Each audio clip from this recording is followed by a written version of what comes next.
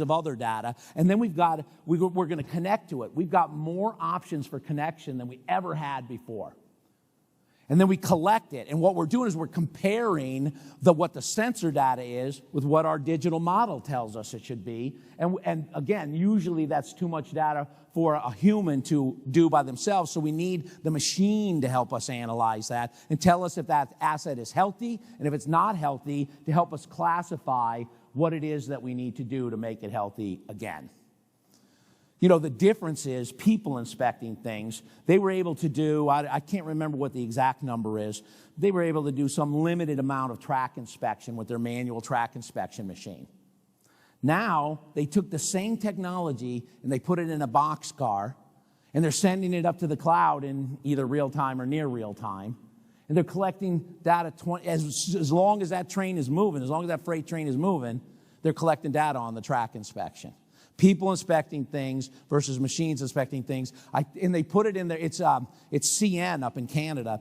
They put it in their annual report that they present to their stakeholders, their stockholders, not their stakeholders, their stockholders. And they said I think they said it was 100x increase in the amount of track that they could inspect. 100 times. Massive volumes of autonomous inspection data requires advanced analytics to make the best recommendations. These are the AI applications that we've documented. What is going to be the killer application for AI? Is it going to be data cleansing? Is it going to be optimizing schedules? Is it going to be to predict a failure in our rotating equipment or our electrical equipment? These are things that are happening out there right now. These are things that people are doing. Now look, if your competitor jumps ahead of you on this, they're doing so much great work in this area. You do not want your competitor to get ahead of you in this area, because they're going to free up cash flow. And they're going to be able to take their cash and do all kinds of things that are going to make you even less and less and less competitive. And as we've heard here all week, this is not the stuff of science fiction. IBM will help you get this stuff going tomorrow if you want. But connection isn't enough. Reliability 4.0 is doing business in a trustworthy, synchronized, real-time, evergreen information and insights, making sure that everybody who should know anything about the current and real-time status of the business provides opportunity sets to influence future outcomes. You don't know who's got input that might be able to help you achieve reliability, but connection is not enough. Although it is wonderful, we would all kill practically to get real-time information. It's good to know real-time status. This hour is a good hour. This day is a good day. This week is a good week. But real-time could be too late in some of the situations we're involved in. The holy grail is insight and confidence in future state. We want future state. Dream big. You know, just because we've never been able to ask these questions, just because we've never been able to think this way in the past, you're going to have to learn to ask questions in a whole new way, because the technology that's being provided to us is now opening up opportunities for questions we never dreamed about before. Tomorrow's going to be a very good day. Wouldn't that be great to know? I mean, it's wonderful to know today's good, but it'd be wonderful to know tomorrow's going to be a great day. This month is going to be a very good month. When we're enabling that by cloud, AI, powered by digital twins. Here's who's influencing, at least in our world. We asked who or what roles drive digitalization and the Internet of Things specifically to advance reliability and asset management investments in your organization. Most respondents indicated that investment decisions are driven by the leaders of reliability or the leaders of maintenance. Only 5% said that their IT managers or directors take those decisions, indicating that digitalization and IoT within the context of reliability and asset management domains is generally not treated like the other digitalization projects that are going on inside your company. You know, we asked the question in the Maximo benchmarking, and we asked it here in the IoT benchmarking as well.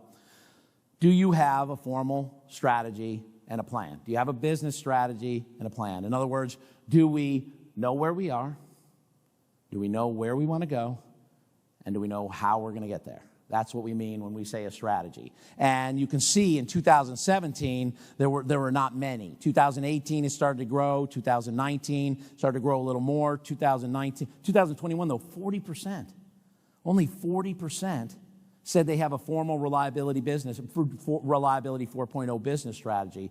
But good news, compared to 21% in 2017. Listen, here, I want you to really listen to this one. 70% failure rate of your project when digitalization and IoT strategies and plans are lacking. 70% failure rate versus a 70% success rate when you have a strategy and a plan. Makes sense to have a strategy and a plan, doesn't it? You have to take some time to figure out with you and your team and your cross-functional stakeholders where you are, take an honest look of where you are, take an honest look at where you want to go, and figure out a basic narrative, at least a narrative that can be shared. By the way, a strategy isn't something that's in the back of your head that you were kind of thinking about. We all have that. So Reliability 4.0, this is kind of a crazy sentence. I'm a wordsmither. I love words. So Reliability 4.0 is a strategy.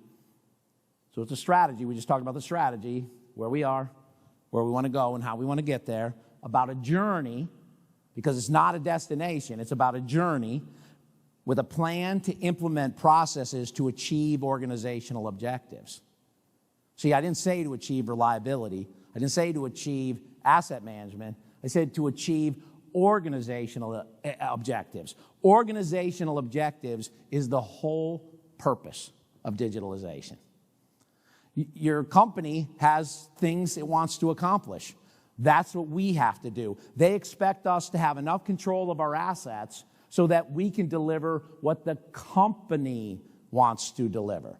We have to have control of our assets such that we can deliver the organizational objectives, and possibly those will change. Your company has an aim, your company has a mission, your company has a vision. Those are usually chiseled in stone. Those are not going to change very much. But underneath them, they have objectives. And you may have had one set of objectives prior to COVID, for example. We have a client in the member community that was trying to shave 7% off of their maintenance cost prior to COVID. They happened to make N95 masks. So then they put in 50 lines in the next 6 months after COVID. They were no longer trying to save 7% on their manufacturing costs or their maintenance cost, right? So their objectives changed, and management expected that the people in charge of assets could take the assets instead of aiming them this way and aim them that way. And digitalization can help us tremendously with that. So there's our aim, why our organization exists, our mission, our vision, our values, our environmental and social governance. There's our strategy. That's number 2. So right underneath what your company says it's all about, we now need a strategy to achieve those objectives and a plan. Because people can't join unless they know what they're joining. They're not going to get on the train to nowhere. They have to go onto a train to somewhere. They need to go on to a train where they know where they're going. And then what do we do? What are our objectives? What are our business capabilities? Who do we do it for? Who are our stakeholders? Who are our customers? Who are our shareholders? How it's done.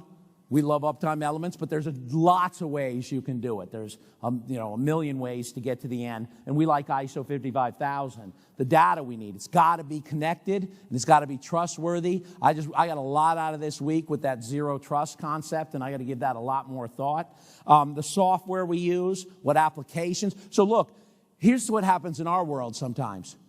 We mixed it up. We put the software we use at the top. And then we try to make it figure out how to do all the rest of the stuff. First, we need to figure out all the rest of the stuff, and then we figure out which software is going to deliver the rest of the stuff, not the other way around. And then then how do we deliver that software? What's the network look like? What's the infrastructure we're going to use to do that? What are they connecting right now? What are our constituents out there connecting? Well, they're connecting sensors for condition monitoring. That is the number one thing that's being done right now. And it makes sense because you can just go buy it.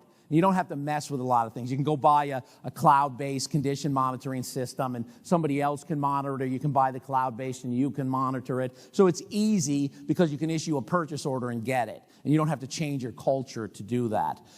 Plant operating data systems, SCADA, PI, OSI.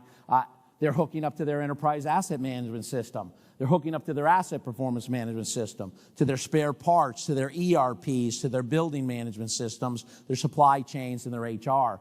You know, one thing, especially with the visualizations, and some of the things I saw some of the vendors in there that are collecting the OEM information and the BOMs and things of that nature. Maintenance teams are disconnected from that engineering technology. When we're building these assets, let's just say we're specifying, there's asset knowledge and asset data in the specification. But what happened after we specified? What happened to that asset data? Did that carry through? And then there's another group that designs it. And there's all kinds of asset data that gets generated when we design an asset. But you know what? They didn't even carry the specification data through. They may have read the specifications, but they didn't electronically or they didn't digitally connect the specification to the design.